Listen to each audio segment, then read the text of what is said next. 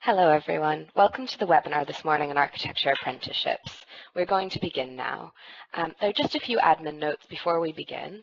Please be aware that today's webinar is being recorded, and this recording will be available on the RIBA website in the next week or so. We will also be taking questions on today's webinar at the end of the session via the Q&A panel available on your screen. Right, my name is Caitlin Greaves, and I'm Learning and Development Advisor at Foster & Partners. Foster & Partners is chairing the employer group creating architecture apprenticeships, and I've been supporting this work since earlier in 2017. My colleague Peter Garstetsky, an architect at Foster & Partners, an RIBA validation panel member, is also listening into the webinar today, and he is leading the architecture apprenticeship work going forward. We will give you his details at the end of the webinar if you want to carry any conversations forward with him. Today's session is all about introducing architecture apprenticeships to the wider architectural profession and any interested members of the public. The session will start by introducing apprenticeships and the new apprenticeship levy to understand the issues at play behind the work being done on architecture apprenticeships. Then we'll move on to speaking about the work done to date by the Architecture Trailblazer Group, who are working to create the new architecture apprenticeships. There is a lot of information to get through today, especially for those who haven't heard much about apprenticeships yet. So we will take questions at the end of the session via the Q&A panel, which is available on your screen. So let's go back to 2012, when the government commissioned an independent report into the state of apprenticeships. This report asked whether apprenticeships were fit for purpose, and you can see on this screen what the author thought. The quality of apprenticeships needed improving, and they need to be made more appropriate to employer needs. In this report, called the Richards Report, several policy suggestions were made that are now a part of the current policy for apprenticeships. The first was that new apprenticeships should have a competency focus. In his report, Richards found that many apprentices were learning a good amount of theory and knowledge, but weren't actually able to enter the workplace competent to do their role or apply their learning at work. Therefore, Richards suggested the introduction of endpoint assessments to test the competency of apprentices at the end of their apprenticeship. This would mean employers could be sure the person they put on an apprenticeship would be of a competent standard by the end of their program, and would also guarantee that no matter where you did an apprenticeship, a similar level and standard would be achieved. Richard also suggested ways to make apprenticeship more focused on employer needs. His main suggestions were to give employers the responsibility of creating new apprenticeships, and to give them purchasing power for those apprenticeships. Both of these came to fruition in the form of the Trailblazer process and the apprenticeship levy. Let's start by looking at the levy. Here is a quote from government around the time the apprenticeship levy was introduced. For the government, the levy is inherently tied to boosting productivity and skills within the UK in the face of a changing economy and sinking productivity. In order to achieve this, they promised 3 million apprenticeship starts in England by 2020. And, taking Richard's recommendation, they see the introduction of the levy as the way of putting employers at the centre of the apprenticeship system. But what is that levy? Well, some of the basics are that any employer with a UK wage bill of £3 million or more will have to pay 0.5% of that bill into an apprenticeship levy pot. These payments are made on a monthly basis via PAYE and are held in an online government account. Employers will then have 24 months to spend those funds on approved apprenticeship training costs. After 24 months, the funds expire and are taken as a pure tax for funding apprenticeships for smaller employers. Funding cannot be spent on apprenticeship wages or setting up internal training, etc. They can only be spent on that approved training that I mentioned, meaning employers can only spend their levy with providers who are registered to deliver approved apprenticeships. Now, for those smaller non-levy paying employers on the call, the ones who are under the £3 million mark, it's also worth talking about the co-investment model. This is where smaller employers can access apprenticeship funding from the government. For a smaller employer, if they wish to put someone on an apprenticeship, they will only need to pay 10% of the agreed training costs, and the government will pay 90%. You will still need to pay wages and other normal employment costs associated with employing someone, but you may find that sponsoring someone on a full degree apprenticeship could cost as little as £2,700 for the whole degree, with the government paying the remaining 90%. And this model is also what happens when a levy payer overspends the amount they have in their levy, and how the government can state on the last quote that we saw that employers can get more out of the training, can get more training out of their investment than they put in.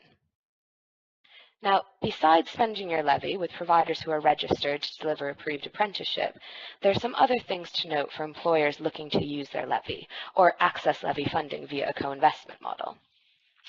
Firstly, the levy can be spent on both new and existing employees at any age and with any qualifications.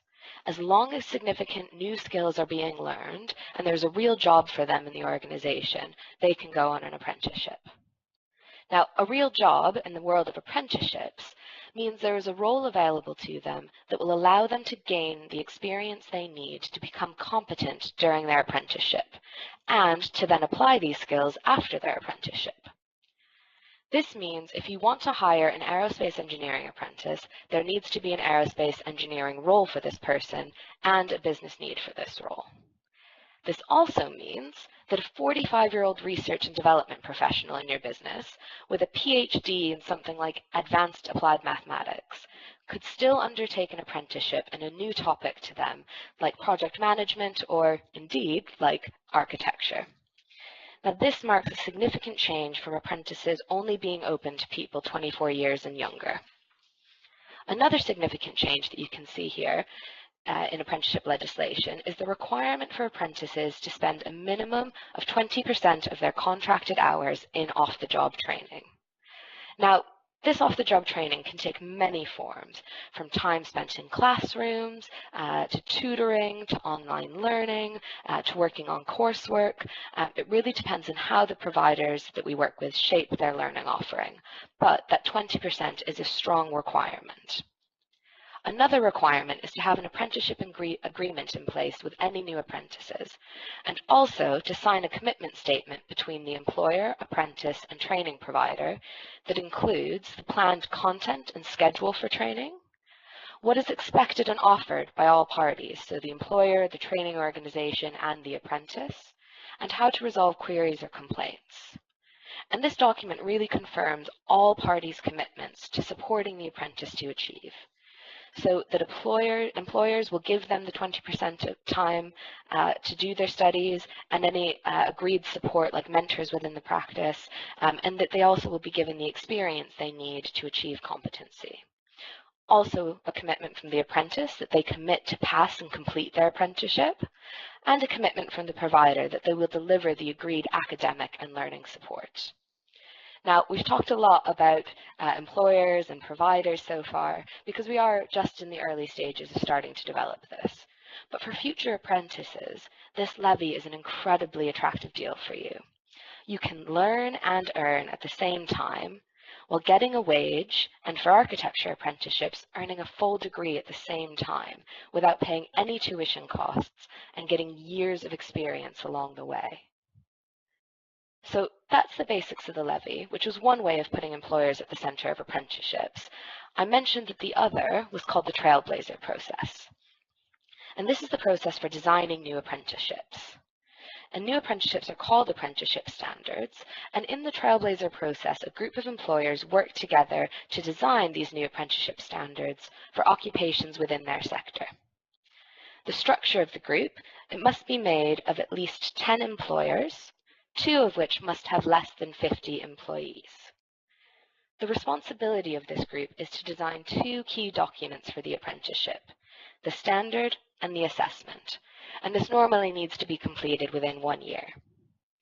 The standard, as you can see here, is the list of knowledge, skills, and behaviors someone will have at the end of their apprenticeship to be competent in a role.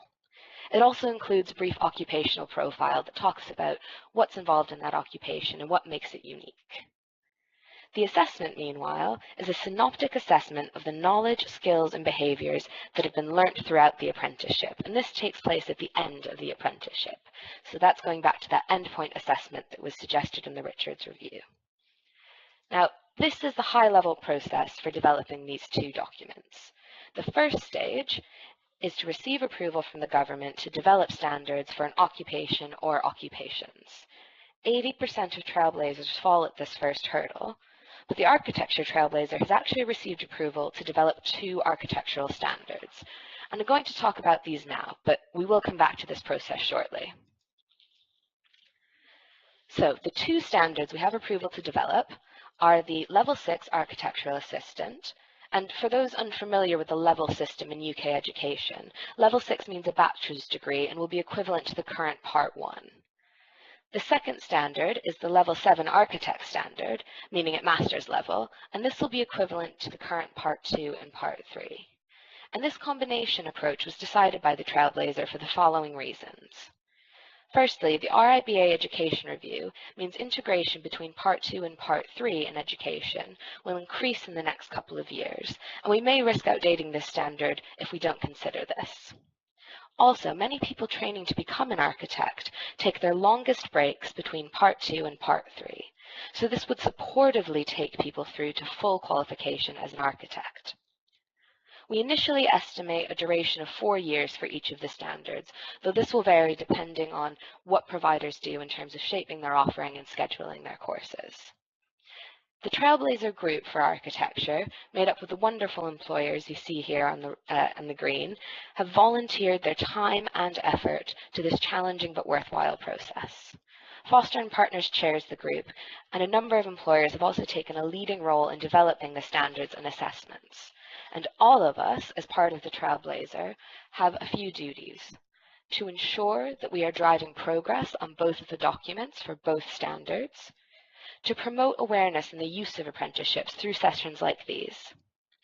We also need to work collaboratively across the industry to ensure that the apprenticeships that we develop work for employers of all sizes. So, while we're currently here in the process, having received approval to develop the 2 standards, and actually starting work on both standards and assessments, the next stages for these will involve some very strong consultation, allowing all of you on the webinar today, as well as any other interested parties moving forward, to engage with and feedback on the documents the Trailblazer has drafted. This is required by the Trailblazer process, but is also hugely important to us as a Trailblazer. Exact dates haven't yet been set for these consultations, but we would imagine the consultations happening in autumn. Ultimately, the Trailblazer has decided to take an ambitious initial approach to timelines for this process, to aim at completing development, consultation, edits, and submission by the end of the year 2017. This is partly to ensure that we hit the government deadline and expectations of 1 year with room to spare, but also to allow providers in the UK, aka universities, as these will be degree courses, as much time as possible to prepare for delivery. Some universities may have options available by autumn 2018, but there are also often long internal and external validation programs for new courses, meaning starts in autumn 2019 are also very likely. Should these estimates or dates change at any point, we'll make sure to update you all in future webinars. It's also worth noting here, quite an important point, that once these apprenticeships are approved and ready for delivery, any provider, any university, will be able to take these and shape an apprenticeship offering if they are interested in doing so. And likewise, any employer will be able to see where apprenticeships fit in their business. And if they do fit in their business, will be able to choose a university to work with. These standards will be ready for the entire industry to use once they're approved and ready. Now, I mentioned before that this is both a challenging and worthwhile process. The current apprenticeship system is incredibly new, with the levy only starting in spring this year, and the Institute for Apprenticeships, which is the body responsible for policing and approving apprenticeships, only started in April 2017 as well. So we're working in a relatively uncertain and new environment and working to create apprentices in an industry that hasn't had them before. We've already dealt with a number of challenges to date, but these are some of the ones that we're currently working on. First of all, the level of prescription the Institute for Apprenticeship requires in the 2 documents we are creating is very high. They have a limit, for instance, on how long the document should be. They require certain formats and sections within each of these documents as well.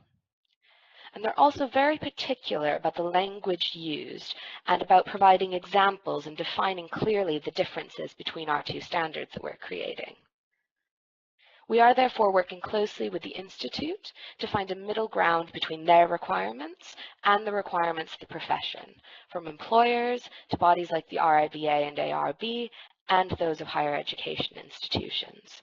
And we are working with all of these bodies in this effort. The second challenge is along a very similar line, which is about deciding the best route for assessment for each standard.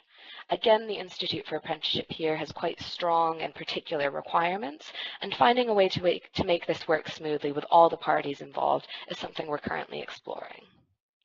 The third challenge is that of timelines.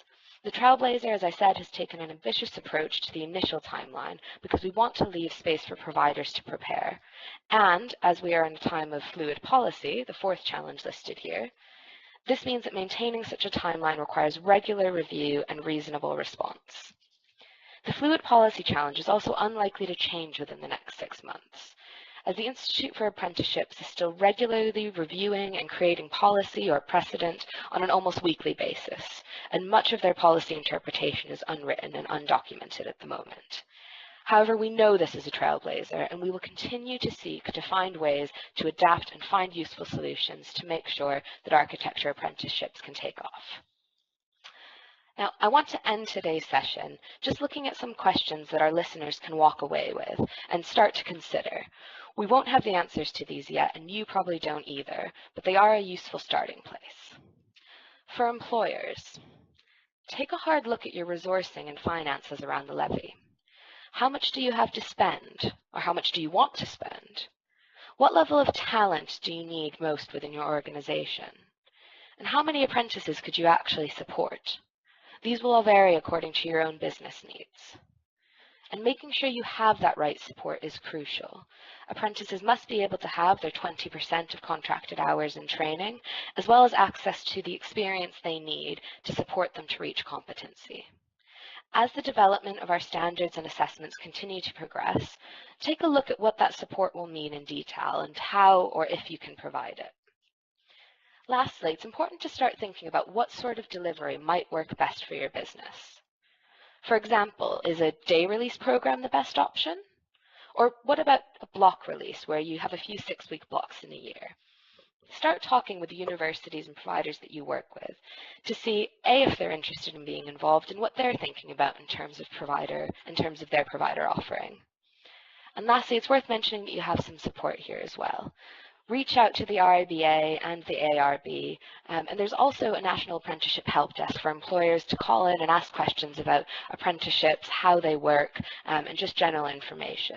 They're all there to support you in this effort. Now, what about our university providers? Well, the first consideration is what a feasible apprenticeship program looks like for you in terms of numbers and assessing the demands for apprenticeships. We're trying to help by asking these questions in consultations in future to employers, but all of you will have practice networks now that can be tapped into for ideas as well. And these ideas can apply to your delivery model options and considerations in deciding what your offering will be. For instance, again, for you, what works best? Day release? Block release? Maybe a combination of both. There will be more than one way to deliver apprenticeships, and variety in the sector is not only to be expected, but encouraged to support the wide range of employers that will be involved and to meet their varying needs. However, one thing that all universities who want to deliver apprenticeships will need to do is to register on the various apprenticeship registers for training providers and training assessors. Now, All of the support on the last page that was mentioned is there for you as well, but it's worth mentioning that you also have the University Vocational Awards Council, which is a higher education charity with remit to support universities in developing degree apprenticeships. They have lots of resources, including FAQ sheets and webinars that are available for you to access and tap into. And the last thing I want to really drive in here for providers is if you have an internal apprenticeship team, please go and talk to them. These are experts in this area who are probably used to delivering apprenticeships within your organizations. So I'd encourage you to consider what they might offer for you as well. And what about our future apprentices in architecture? First of all, very well done for tuning in today and showing interest so early. We are a bit far away from looking at too many in-depth details at the moment in this area, but there are still some really good questions you can start asking yourself. The first is the question, is architecture right for me? For those who haven't studied architecture before, it's an amazing field to work in that involves lots of different skills and types of work, from artistic designing to technical knowledge in software to working and managing projects. There are some great resources to start with from the RIBA and ARB to find out more about working in architecture. But also ask yourself what other opportunities you might have to answer this question. Do you know anyone working in architecture or studying architecture? What about exploring work experiences at practices near you? Studying and working on apprenticeships will take a lot of dedication and commitment, so it's good to understand the role that you're studying for. It's also good to understand what it's like to be working and learning at the same time. Apprenticeships are an amazing opportunity to gain experience, a degree, and wages at the same time. Just take the time to think about what works for you and if you're prepared to do that working and learning at the same time.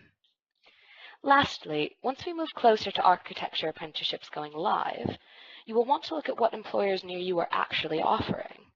What do their employees say about working there? What sort of office environment will you be working in? Basically, who do you want to work for?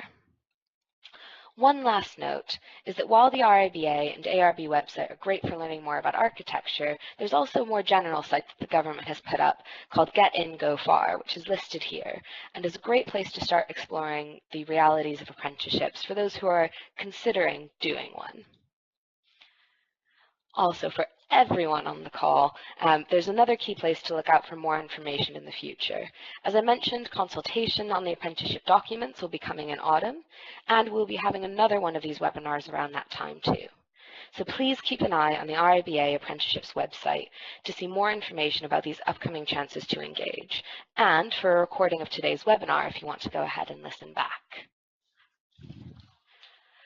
I'm going to have a quick look through now, just mute myself for a moment, to see what questions have come in during the session and start answering some of those that have come in. If you do have any other questions, please feel free now to submit these in the Q&A window. We've actually got quite a bit of time until 11 a.m. this morning, so I'll fit in as many as possible in that time, and then we'll end the session once we're done with those questions. I'll be right back as I have a look through.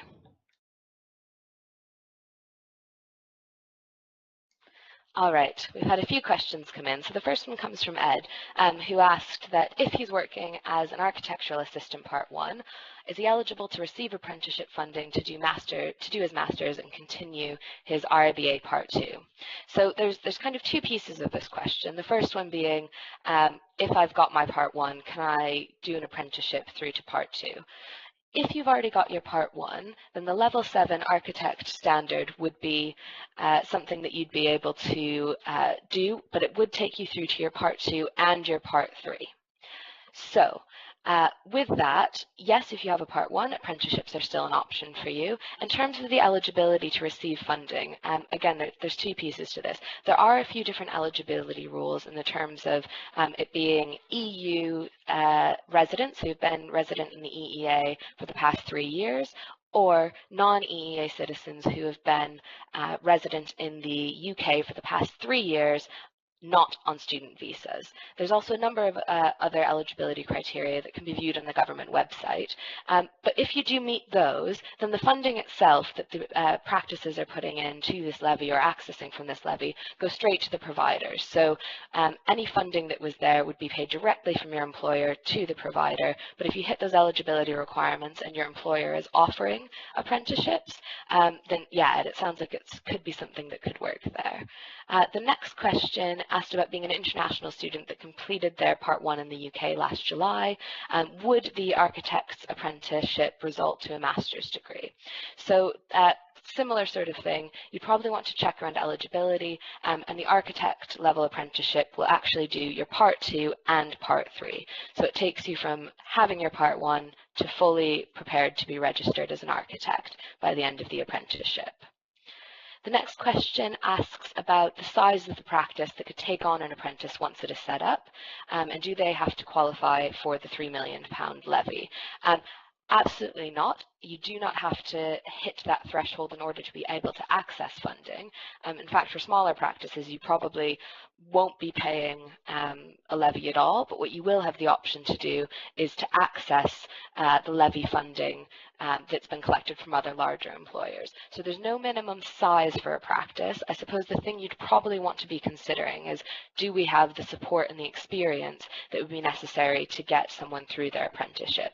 So if you take on an apprentice, will you be able to provide them that 20% of the time in off-the-job training? Will you actually be able to support them and sort of develop them through different experiences they might need to have access to? But if you answer yes to those questions, then absolutely there's a way for you to take on an apprentice if that works for your business. Next question is, as someone wanting to get qualified via an apprenticeship, what do I need to do to get my employer involved at this stage?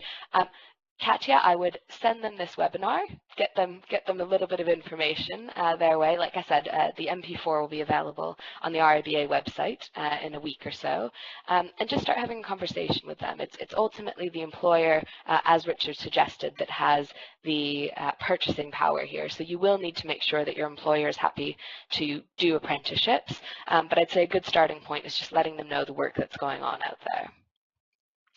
The next question is, will the apprenticeship first year wage be capped at a lower limit above the apprenticeship minimum wage, as the apprenticeship minimum wage in the first year is so low that it excludes most people?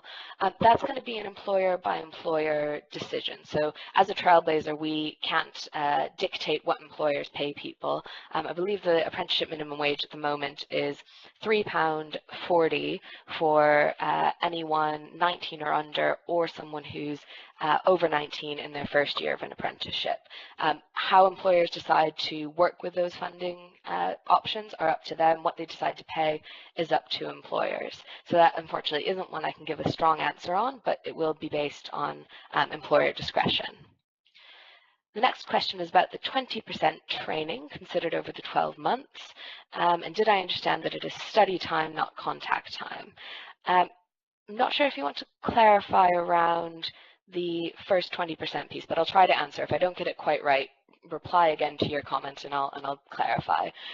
But 20% of contracted hours on off-the-job training is over the duration of the apprenticeship.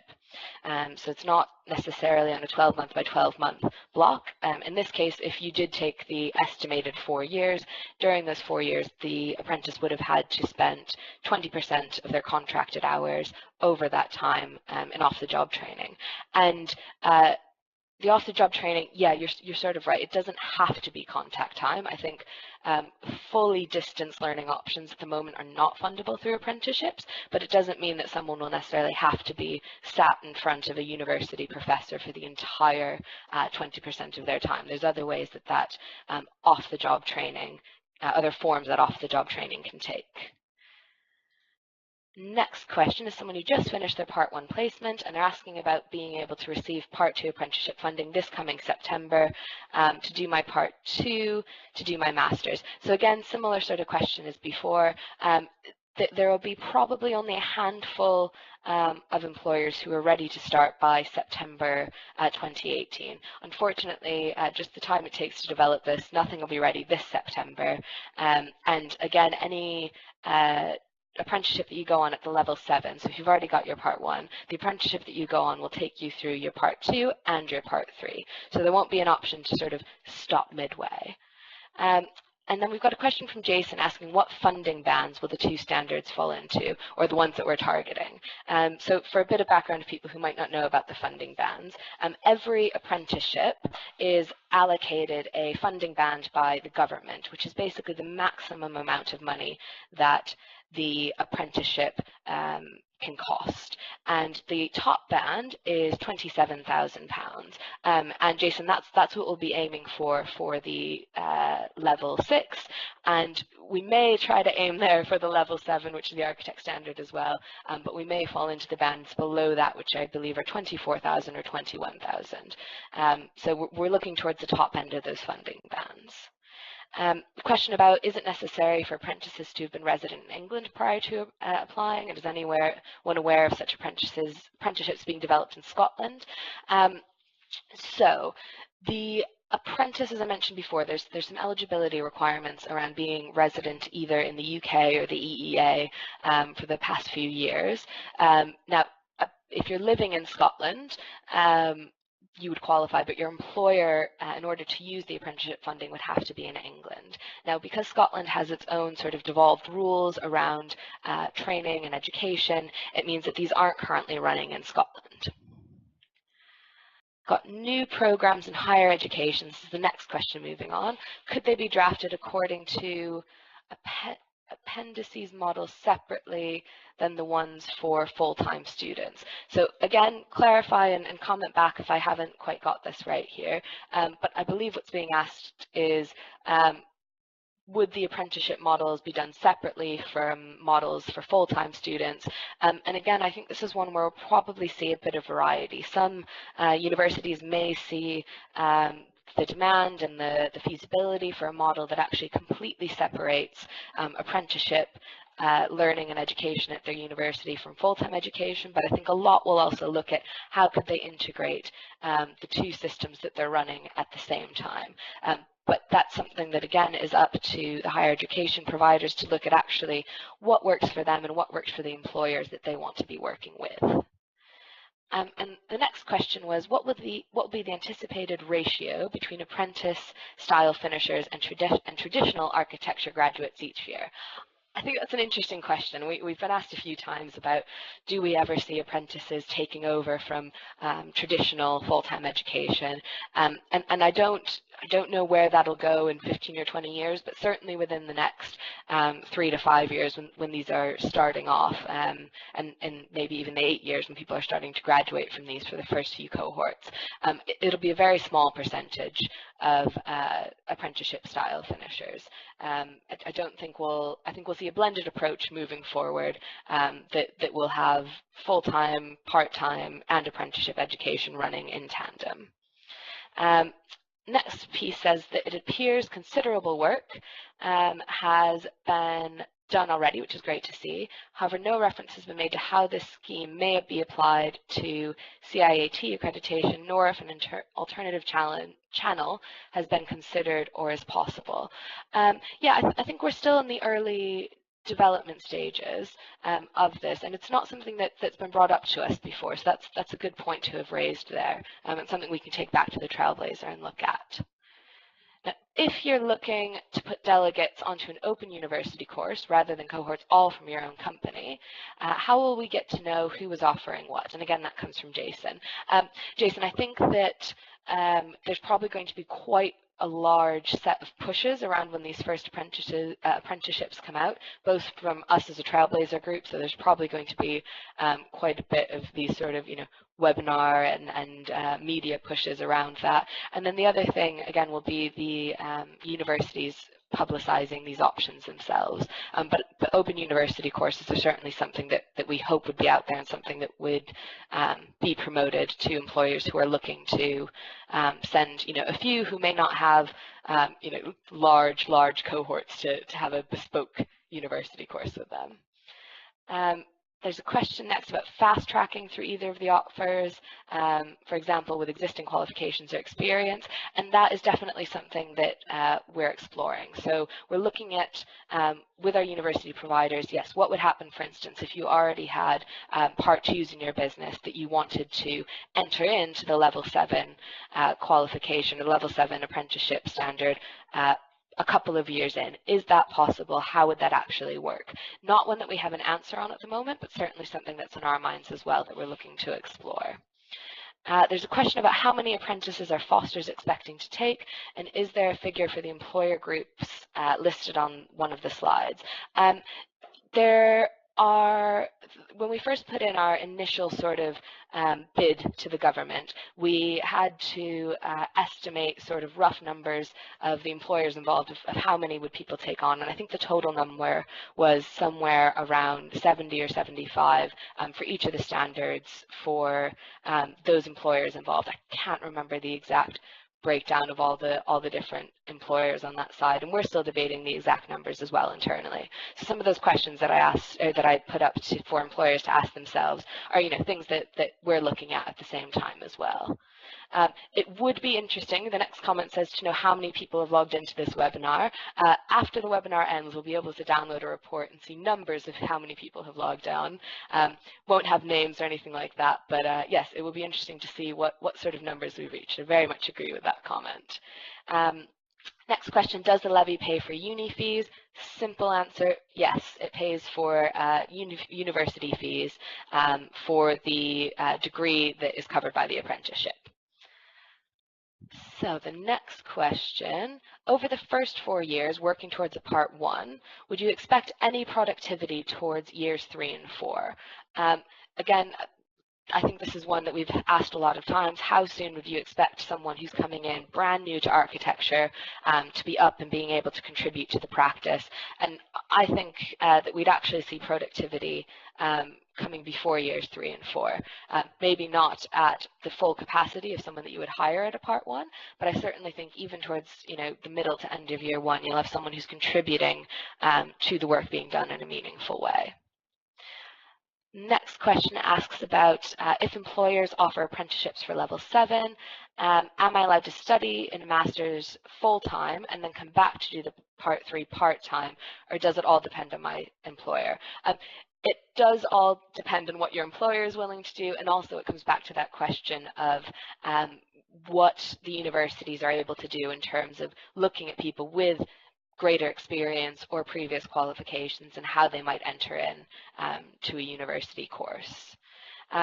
Next question from Katya asks about, is the 20% of contracted hours in training paid? Yes, it is. So that's actually quite a big piece, is the sense that if you contract someone for 40 hours, you are paying them for 40 hours, even if 8 of those hours, which would be the minimum of the 20%, is spent in training. As an employer, where and how do I sign up for the Architecture Apprenticeship Program? At the moment, there's not a live program ready to go from any university. We're still sort of exploring and consulting. Again, I'd say the best place to keep an eye on is that RIBA apprenticeship page, where we'll have things like the consultations promoted, as well as these webinars going forward. But also, again, I'll be putting in Peter's details at the end of the webinar today, so if you do have questions that you want to sort of discuss what it looks like as an employer, we could have an initial conversation as well. Let's see, just looking through some more questions.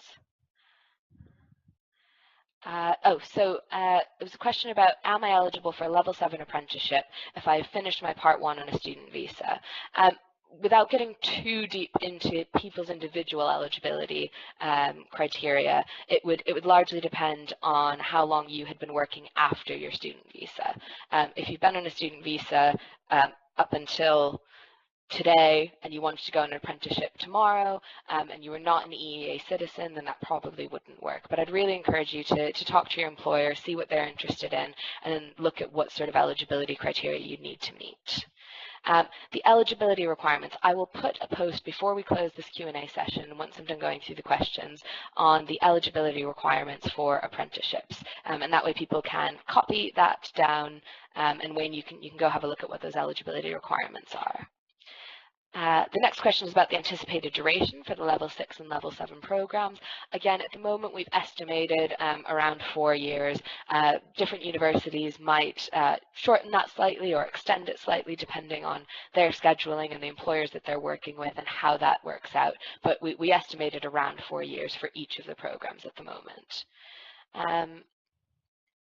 Again, the question around certain years of experience, help tracking some of the qualifications, something we're exploring with providers, and when we start getting some clear answers on that, that's probably something we can bring into future webinars. And the next question is about whether or not there's an upper limit of how long a trainee can spend studying. Is this simply an employer choice? For example, if a course is developed with 2 or 3 days a week for a minimum of a 9-month term, is this an issue to meet the standard? With that particular example, there's an issue in the length of an apprenticeship needs to be at least 12 months, but I think for most architecture degrees we'd be looking far above that anyway. But there isn't an upper limit in terms of how long an apprenticeship or how long a trainee can spend studying, except that they must spend, again, over the 4 years, if we take that as the standard length of the apprenticeship, they must spend an average of 16 hours actually in work, so not doing their studying, kind of as a balance. So they must spend a minimum of 20% in training time, and they must spend an average of 16 hours over the time in work. So I suppose those are your limits. So 2 days in studying, maybe even 3 days could work. You just need to make sure that they were hitting those average working hours over the duration of the apprenticeship. Next question asks, will Trailblazer practices continue to take on new apprentices, or is this mainly directed at developing those they already employ? I think we'll probably see a mix here. I think some employers may see this as a way to take their Part 1s onto the next level, and I think lots of them will also be looking at, maybe only taking on people who are completely new to the field from different sort of backgrounds, people who might not have considered architecture before. I think we'll see a real mix in there from the Trailblazer practices. The next question is a specific one around some of the current education pieces around Part 3. So it asks, Part 3 currently requires PEDRs and practice problem examination questions. Will the apprenticeship program have similar requirements? And it's good to hear that as a Part 2 graduate, Matt, you might find the option of joining an apprenticeship style to achieve your Part 3 more tempting. And could you join the Level 7 program to complete Part 3? So for all of that, I'd still say we're in that space of development. So for joining after completing your Part 2, again, see what happens with the universities around accrediting that prior learning or qualifications. And in terms of what shape the apprenticeship might take for PEDRs and practice problems and examination questions, the PEDRs, if I understand correctly, are part of what you need to have in order to achieve your Part 3. However, the actual type of assessment that happens with the apprenticeships is still something that we're developing. So whether or not exact examination questions happen or the structure of those, it's still in an area of flux. So I'd say sit tight and watch this space on both of those questions, Matt. And I think that's through most of the questions now, though we still have another 10 minutes or so. So I'd just like to say again, if anyone has any other questions, wants to add anything on to what they've said before, give you a minute or two to put that information in there. And if any more questions come in, I'll be happy to answer those in the next minute or so. Okay, another question just came in that said, where would practices wishing to take on new apprentices advertise this? Probably in similar areas to where they currently advertise jobs and vacancies available, so on their own websites, on potentially things like REBA appointments or other sort of services that are out there. But there is also an apprenticeship recruitment page that the government has set up for advertising apprenticeships. So I reckon that lots of practices would take advantage of that to reach out to apprenticeship pools. I think you'd see current channels as well as apprenticeship channels mixing in together. The next question was about PhDs in architecture. And is that included in the level 7? It's not at the moment, though there's nothing to say that in the future a level 8 wouldn't happen, but we definitely are not sort of looking at PhDs at the moment. There's a question as well about who is the training provider in Manchester. Again, at the moment, there are no universities actually set up with programs to run, so we don't have kind of a list of ready-to-go training providers. As we have universities who are starting to develop those, that kind of goes back to the question mentioned before about how will we find out about these, and I think we'll see a bit of media push from those involved in the Trailblazer, as well as from individual employers and universities using their own kind of marketing functions. There's a question about listing the partner universities, and as a Trailblazer, like we've got a core group of employers, we have a core group of providers as well, who are working as a small, again, philanthropic group to give their time and effort to develop these. So I'll just put those up. Obviously, the RIBA and ARB have been hugely helpful in this, and this is the list of providers that are there as well that we're currently working with. But the apprenticeships that will be available will not be limited to these groups. These are the ones who are helping and developing and pushing forward on this, but any university will be able to take this up and run with it, and will be able to tune in and sort of have conversations with us as well about how these look. So looking into a combined approach, and moving on to the next question here, for the level 6 apprenticeship, which would cover the equivalent of architecture, architectural technology, and undergraduate degree. Once the apprentices completed their level 6, they would have the option of continuing a level 7 apprenticeship in either an ARB or CIAT route. Again, the CIAT bit isn't something that we've discussed previously. If we bring it back to the Trailblazer and it's of interest, then obviously that's something we would update everyone on. If it's something that doesn't seem to fit with whether it be IFA or the Institute for Apprenticeship or provider or Trailblazer groups, then that's obviously something else that we could bring back. But definitely take that CIAT question away.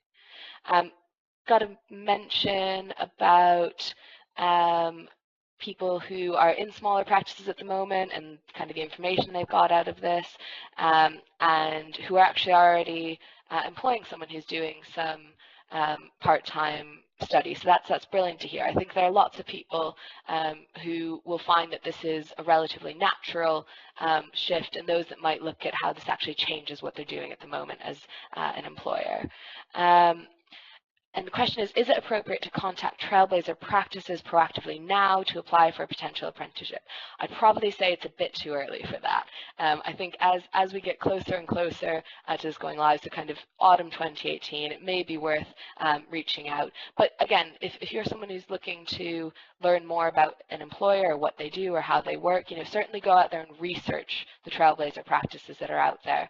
But I don't imagine anyone in the Trailblazer will actually be looking at individual applications for apprentices yet. Well, the Architecture Apprenticeships Level 7 start this September of 2018.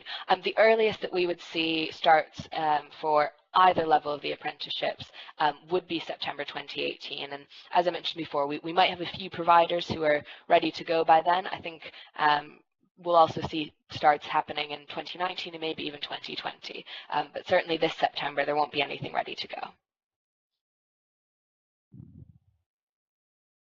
It'll be possible to take an apprenticeship in the north, but study in the south. So again, write back quickly if I've not interpreted this the right way, but I believe this question is, would it be possible for me to be working with an employer in one location and studying in another location?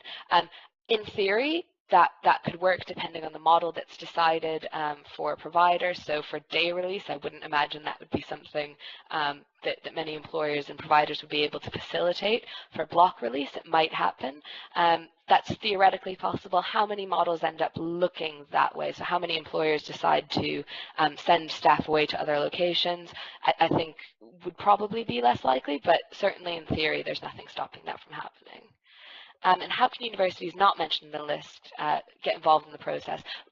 reach out to us. You know, we'll be having consultations coming up. If there's anything that sparked some real considerations in today's session, again, I'll be putting some contact details up there. Reach out. We can still have a conversation. And let's see what happens. Yes, so just got confirmation, for instance, to study in London, but working for a northern firm from that previous question. So yeah, in theory, that could be possible, but your employer would have to set up an agreement with a training provider that facilitated that amount of travel and study and work.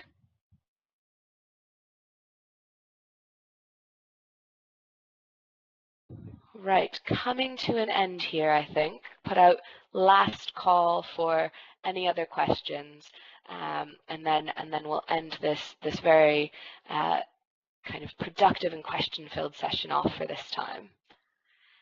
Doesn't look like anything else is coming through. So I'm going to go ahead and put myself back on mute, end the broadcast, send a few of the links and information that I mentioned earlier, so the eligibility requirements, Peter's contact details, and then we'll end the Q&A after that as well. Thank you everyone for tuning in today, for all your questions. Please do continue to reach out to us in future, and we'll be happy to hear from all of you. Thanks very much, and keep an eye on the RIBA website for future updates.